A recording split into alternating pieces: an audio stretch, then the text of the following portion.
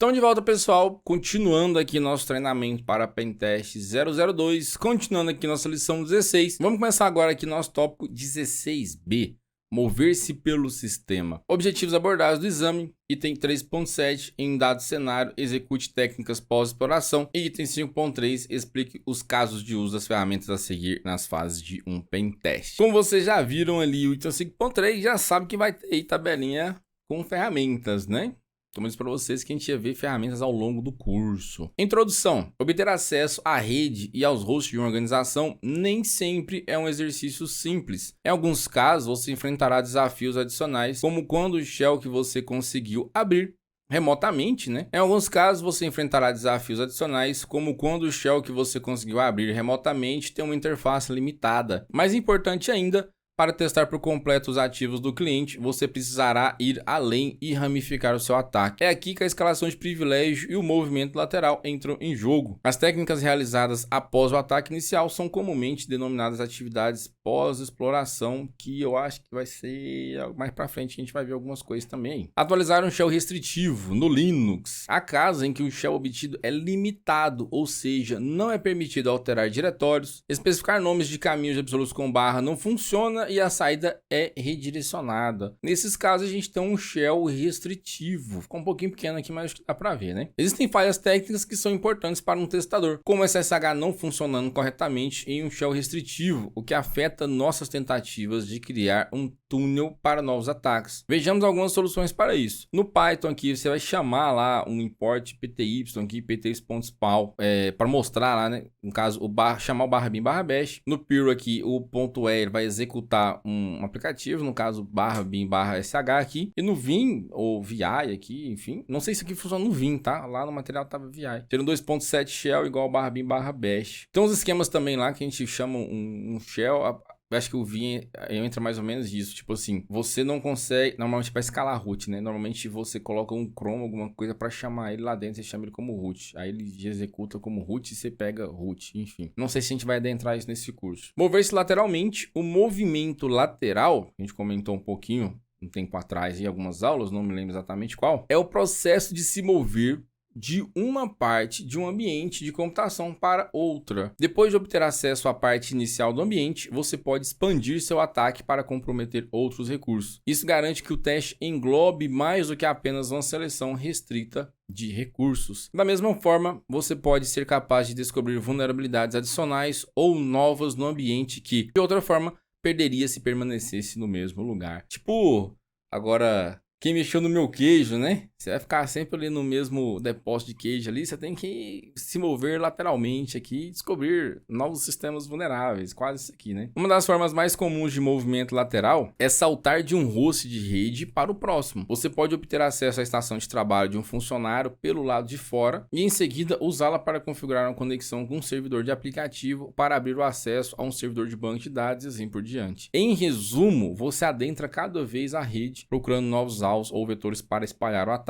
Tem um caso, não vou nem... Vou explicar basicamente aqui, mas normalmente uma rede que ela é segmentada, às vezes você consegue só pegar um. E aí, lá de dentro, você consegue fazer a movimentação ali. Se você, às vezes, tentar comprometer a máquina do lado, né? Ou um outro que está na rede também, você não conseguiria, por causa desse tipo de segmentação. Um pouco daquela questão do conceito de Zero Trust, né? Do ZTNA lá, Zero Trust Access, né? Enfim, acesso Zero Trust. Que você... Antigamente a gente tinha esse conceito de que a rede externa era perigosa e a interna era confiável. Então, por causa dessa falha, dessa falta de implementação de Zero Trust, ainda é possível fazer esses ataques em muitas redes. Várias técnicas podem facilitar o movimento lateral, como o reconhecimento. Depois de comprometer o host paciente 0, varra a rede em busca de outros hosts, além de enumerar protocolos de redes, portas e mapeamento lógico. Isso ajudará você a descobrir onde estão os hosts adicionais e para quais deles você pode se mover. Uma maneira eficiente de investigar os relacionamentos em uma rede que usa o AD é com o uso da exploração dos seus protocolos de operação. Então, responder.py aqui que é em Python, o link do GitHub dele aqui, e o Bloodhound AD, que pode ser usado para isso. Esse Bloodhound AD aqui, ele explora rapidamente relacionamentos de confiança no AD, direitos abusáveis sobre os objetos do AD, associações de security group, links de administração de SQL, entre outros, e os resultados são exibidos no sistema GUI e permitem que a equipe de pentest planeje as próximas etapas. Como a gente vê aqui, a gente vê que a ferramenta existe, né? E aí, o dia que você precisar, enfim, você vai ter que caçar a documentação aí e botar a prática nela aí. Em um nível inferior, o movimento lateral também pode se referir a mover o código de exploração ou uma seção para outro processo de execução. Isso pode ajudar a evitar esforços defensivos para identificar e eliminar processos maliciosos. Migrar o código para um processo conhecido existente, como por exemplo aqui o Explorer.exe, também permite que você assuma os recursos e privilégios desse processo. Não é uma coisa muito trivial, obviamente, mas essa parte de você subir um outro processo é mais tranquilo. Mas essa parte de fazer a migração aqui não é tão simples assim. Mas existe a possibilidade, obviamente. Movimento lateral aqui com serviço de acesso remoto. Como estudado na lição 14, nós podemos aproveitar serviços de acesso remoto como shells para o acesso inicial. Da mesma forma, é possível usar serviços CLI para o movimento lateral, assim como alguns serviços de acesso remoto de GUI podem ser direcionados para esse fim. E aqui a gente tem mais uma listinha, né, do que é, uma explicaçãozinha. Como eu sempre falo para vocês, é muito texto, mas o conteúdo é tranquilo. RDP, que seria o protocolo da área de trabalho remoto do Windows, que é a área remota do Windows mesmo, lá o desktop remoto. Ele é um serviço da área de trabalho remota padrão instalado nos sistemas Windows. Ele permite o controle remoto total por meio de uma janela GUI. GUI. Ele obtém credenciais de conta local ou de domínio e é compatível com vários níveis de criptografia. O serviço deve estar habilitado no sistema ao qual você deseja se conectar. Caso contrário, a tentativa de conexão será rejeitada. Acho que muita gente já usou isso aqui já, né? A área de trabalho remota da Apple, essa daqui eu nunca utilizei. Ela tem um propósito semelhante ao RDP, mas executado em sistemas Mac OS. Oferece controle remoto completo por meio de uma GUI e é compatível com criptografia.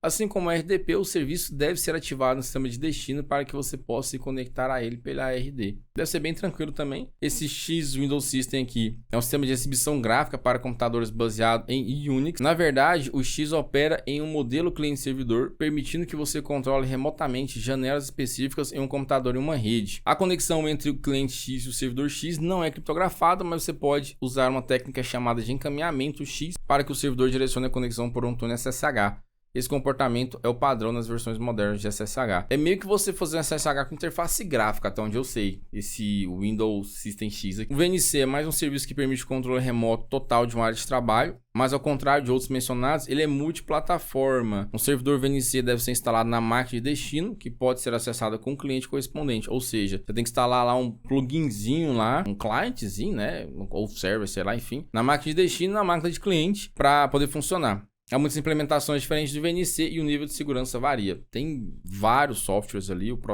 não sei se ele é um protocolo específico, mas tem vários programinhas de VNC. A diferença aqui do RDP é que ele é nativo do Windows, e eu acho que da RD também deve ser. O Windows X também, ele não é nativo não. Bom, continuando aqui, o serviço de gerenciamento remoto permite que você emita comandos para sistemas remotos. Eles diferem das tecnologias de acesso remoto, pois geralmente não envolvem um shell interativo. Pessoal, a gente já mexeu com essa parte de acesso remoto, viu o lab disso para configurar, eu acho que VPN, algumas coisas assim. E a gente está falando aqui da parte de serviços de gerenciamento remoto. Nossa, cara, que linha reta. E aí, é um negócio meio complexo, isso aqui, muito complexo. E confesso que eu nunca tive acesso, nunca mexi. É um negócio que é meio nebuloso para mim. Ainda bem que a prova não se adentra muito isso aqui. Fala algumas questõezinhas lá, mas é tranquilo de identificar. O gerenciamento remoto do Windows, que é esse WinRM aqui, é uma tecnologia que fornece um padrão, né, um protocolo SOAP HTTP para serviços de gerenciamento remoto específicos em um sistema Windows. E aí tem o WMI, que é o Windows Management Instrumentation, que ele fornece uma interface para constar dados sobre os sistemas remotos. Por exemplo, a seguir, uso uma linha de comando aqui, que é o WMIC, para obter o nome de usuário conectado no momento do sistema remoto.